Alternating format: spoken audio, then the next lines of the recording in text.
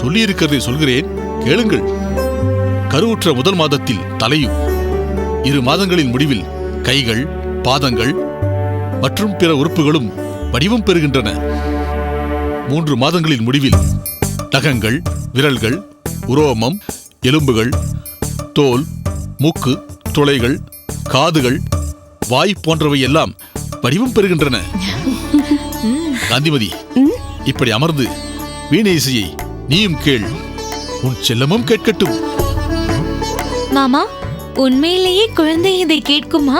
ஓ, விளையாட்டாக சொல்கிறேன் என்று நினைத்தாயா? இல்லை இல்லை, சாஸ்திர ரீதியாக மட்டுமில்லை, அது ஆராய்ச்சியின் ரீதியாகவும் குழந்தை இனிமையான இசையை கேட்பது நல்லது என்று சான்றோர்கள் கூறியிருக்கிறார்கள்.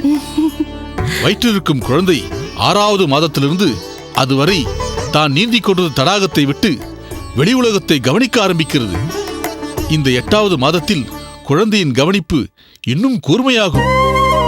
வீணை போன்ற மற்ற மங்கள ஒலிகளை குழந்தையை கேட்க வைப்பதன் மூலம், குழந்தாய் பயப்படாதே, மங்கள ஒலிகள் முழங்கும் உலகம் இது, அன்பு நிறைந்த உலகம் இது, உற்றாரும் உறவினருமாக நாங்கள் எல்லாம் உன் வருகைக்காக காத்திருக்கிறோம் என்று அதற்கு உறுதி கூறத்தான் இந்த சடங்குகள் எல்லாம். இப்போது புரிகிறதா? நன்றாக புரிகிறதா? சரி, அனைவரும் அமருங்கள், மங்கள இசை தொடங்கட்டும். ஐயோ, சுவாரஸ்யமாக பேசிக் கொண்டிருக்கலாம் என்று பார்த்தால் விடமாட்டார்கள் போல இருக்கிறதே. அதிலும் ஏதோ ஒரு மாமி தம்பூரா வாசிக்க போகிறதாமே. குணவல்லி, என்னடி இது? இப்படி ரசனை இல்லாத ஜென்மமாக இருக்கிறதே. தம்புராவுக்கும் வீணைக்கும் வித்தியாசம் தெரியாத சரியான ஜடம்.